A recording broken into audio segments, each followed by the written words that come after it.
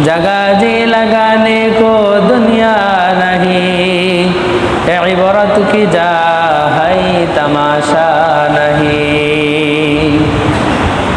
अल्हम्दुलिल्लाह, যে মহান রব্বুল আলামিন আমাকে আপনাকে সকল প্রকারের বিপদ আপদ বালা মুসিবত থেকে হেফাজত করে তার হাজারো নিয়ামতের মধ্যে ডুবিয়ে রেখে তার মহান হুকুম জুমার নামাজ আদায় করার জন্য মসজিদে আসার ও বসার তৌফিক দান করলেন।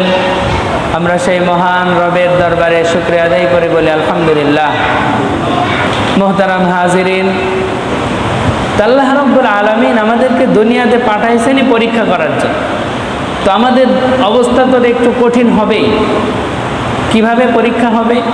আল্লাহ তাআলা মানুষকে সব সময় দুইটা অবস্থার মধ্যে রাখেন। কয়টা অবস্থা? দুইটা। একটি হলো সুখ আর একটি হলো দুঃখ। একটি সচ্ছলতা আর একটা অভাব, একটি সুস্থতা আরেকদিকে অসুস্থতা। এইরকমভাবেই মানুষের জীবন চলতেই থাকবে। কখনো মানুষ এক অবস্থার মধ্যে থাকতে পারবে না। সে খুব বেশি স্বাচ্ছন্দ্যে থাকলে পরক্ষণেই এমন কোনো বিপদ তার উপরে এসে যাবে যেই কারণে তার ওই স্বাচ্ছন্দ্য মুহূর্ত, স্বাচ্ছন্দ্যের অবস্থাটা নষ্ট হয়ে যাবে। এই জন্য আল্লাহর হাবিব সাল্লাল্লাহু আলাইহি ওয়াসাল্লাম বলেন, আজাবান লিআমরিল মুমিন, একজন ঈমানদার ঈমান আনার কারণে তার প্রত্যেকটা কাজ আশ্চর্যের। ইন্না আমরহু কুল্লাহু খায়র, তার প্রত্যেকটা বিষয় তার জন্য কল্যাণকর। এটা ঈমানদার ছাড়া অন্য কারোর জন্য হতে পারে না। এরপরে নবীজি বলেন, ইন আসাবাহু সাররাউ, যদি তার কোনো সচ্ছলতা আসে, যদি তার কোনো আনন্দের অবস্থা তার আসে, তাহলে তার করণীয় হলো শাকারা, সে প্রশংসা করবে আল্লাহ, সে তখন কৃতজ্ঞতা জ্ঞাপন করবে আল্লাহ। ফাকানা খায়রান লাহু, তাহলে এই সুখের মুহূর্তটাও তার জন্য কল্যাণকর। ওয়াইন আসাবাহু দররাউ, আর যদি কখনো তাকে কোনো বিপদ আক্রান্ত করে, কখনো যদি সে কষ্টে পতিত হয়, তাহলে ফাসাবারা, আর সে ধৈর্য ধারণ করে, ফাকানা খায়রান লাহু, তাহলে এই কঠিন মুহূর্তটাও তার জন্য কল্যাণের হয়ে যায়। বলুন সুবহানাল্লাহ। মানুষের দুইটা অবস্থা থেকে খালি হবে না, আর ঈমানদারের এই দুইটা অবস্থাই তার জন্য কল্যাণকর। কিন্তু এটা কল্যাণের বানিয়ে নিতে হবে। আল্লাহ আমাকে সম্পদ দিল, আল্লাহ আমাকে সুস্থতা দিল, আল্লাহ আমাকে কোনো নিয়ামত দিল, আর আমি সেই নিয়ামতের শুকরিয়া আদায় যদি না করি, তাহলে আমি হতভাগা। আর আল্লাহ আমাকে কোনো বিপদ দিল, আর আমি সেই বিপদে ধৈর্যহারা হয়ে গেলাম, আল্লাহকে গালিগালাজ করলাম, আল্লাহর ইবাদত বন্দিকে ছেড়ে দিলাম, আল্লাহর নাফরমানি করা শুরু করে দিলাম, ধৈর্য ধরলাম না, তাহলে এই বিপদটাই আমার জন্য অকল্যাণের। আর যদি আমি ধৈর্য ধারণ করি, তাহলে এই বিপদটাই আমার জন্য কল্যাণকর।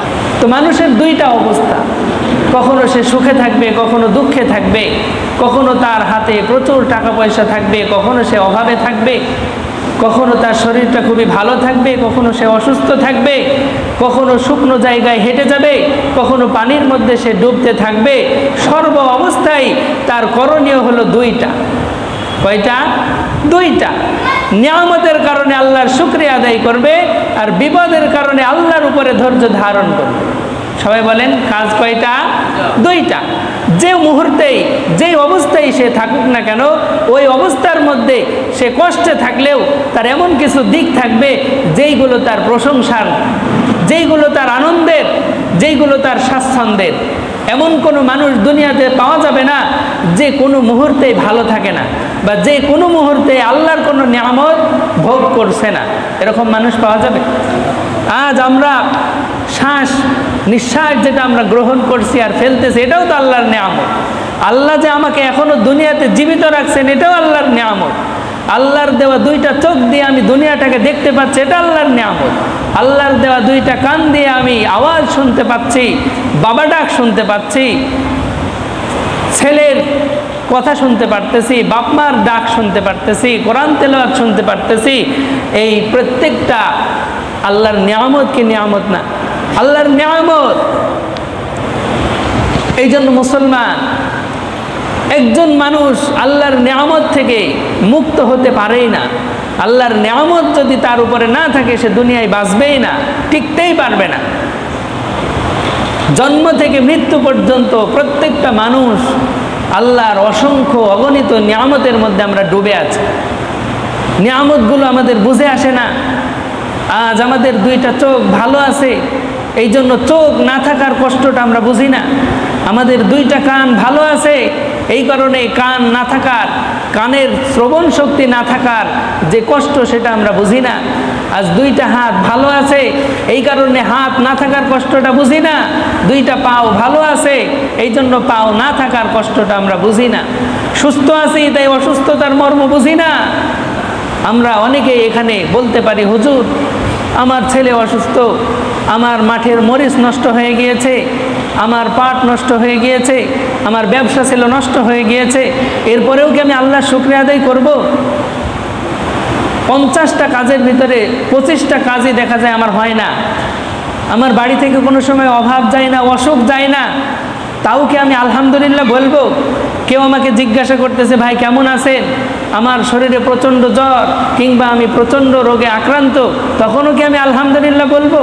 আমি বলবো হ্যাঁ, আপনি অবশ্যই আলহামদুলিল্লাহ বলবেন, কারণ আপনার চাইতে আরও কঠিন মুহূর্ত পার করছে এরকম মানুষ দুনিয়াতে তখনও থাকতে পারে। পারে কি না? পারে। আমরা নিজেরটাকেই বড় করে দেখি, কিন্তু ওই মুহূর্তে এমনও বান্দা পাওয়া যাবে যে আপনার শুধু জ্বরে আক্রান্ত, সে জ্বর সর্দি দুটোতেই আক্রান্ত, অথবা তার একটা কিডনি নষ্ট, এরকম মানুষও তো হাসপাতালের বেডে শুয়ে আছে। আজ আমরা সুস্থ অবস্থায় আল্লাহর ইবাদত করতে আসতে পেরেছি, এই জন্য আমাদের আলহামদুলিল্লাহ বলা উচিত। সবাই বলেন আলহামদুলিল্লাহ। এই জন্য মুসলমান প্রত্যেকটা মুহূর্তেই আমাদের আলহামদুলিল্লাহ বলা উচিত।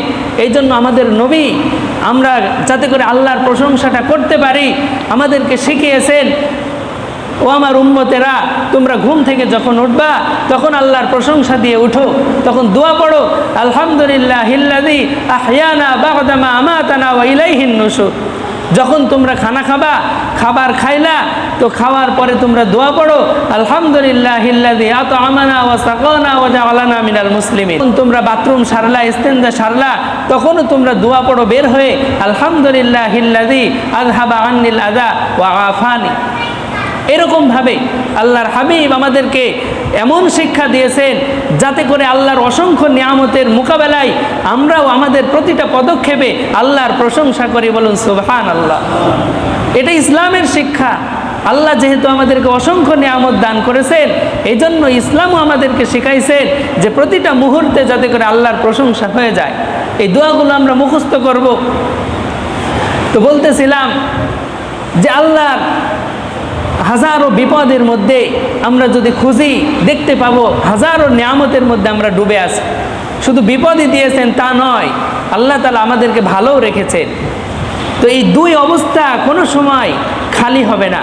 অতএব আমাদেরকে সব সময় দুইটা কাজ করতে হবে। একটি হলো আল্লাহর কৃতজ্ঞতা আদায় করতে হবে, শুকরিয়া আদায় করতে হবে, আরেকটা হলো ধৈর্য ধারণ করতে হবে। যদি বিপদ দেখি ধৈর্য ধরব, যদি স্বাচ্ছন্দ্য দেখি, ভালো মুহূর্ত দেখি, তাহলে আমরা আল্লাহর প্রতি কৃতজ্ঞতা জ্ঞাপন করব। সেটা মুখের দ্বারা আলহামদুলিল্লাহ বলেও হতে পারে, এবং প্রত্যেকটা নিয়ামতের প্রশংসা আলাদা আলাদা। স্বাভাবিকভাবে মুখ দিয়েও প্রশংসা করা যায়, আলহামদুলিল্লাহ বললাম, এটাও প্রশংসা। কিন্তু আল্লাহ তাআলা আমাদেরকে যেই নিয়ামতগুলো দিয়ে রাখবেন, এই নিয়ামতগুলোর শুকরিয়া ভিন্ন ভিন্ন পদ্ধতিতে আমাদেরকে আদায় করতে হবে। সব নিয়ামতের শুকরিয়া একরকম নয়। আল্লাহ তাআলা আমাকে সম্পদ দিয়েছেন, তো এই সম্পদ পেয়ে আমি তসবিহ হাতে করে মসজিদে এসে আলহামদুলিল্লাহ সুবহানাল্লাহ বললাম, এটা কিন্তু সম্পদের নিয়ামতের শুকরিয়া আদায় হবে না। ওখানে আমাকে যাকাত দিতে হবে, ওখানে আমাকে অভাবগ্রস্তদের অভাব দূর করার জন্য এগিয়ে যেতে হবে, সেখানে আমাকে ফকির মিসকিনকে দান খয়রাত করতে হবে, মসজিদ মাদ্রাসায় দান করতে হবে। এটা সম্পদের হক। আল্লাহ আমাকে সুস্থ রেখেছে, তো আমার উপরে আল্লাহর যত বিধান আছে সেগুলো আমি পালন করব। এটাই হলো সুস্থতার নিয়ামত এর শুকরিয়া আদায়। আল্লাহ তাআলা আমার দুইটা চোখ দিয়েছেন, সুস্থ রেখেছেন, আল্লাহর নিয়ামত দেখব, আল্লাহর প্রশংসা করব, আল্লাহর প্রতি ঈমান আরও বাড়াবো।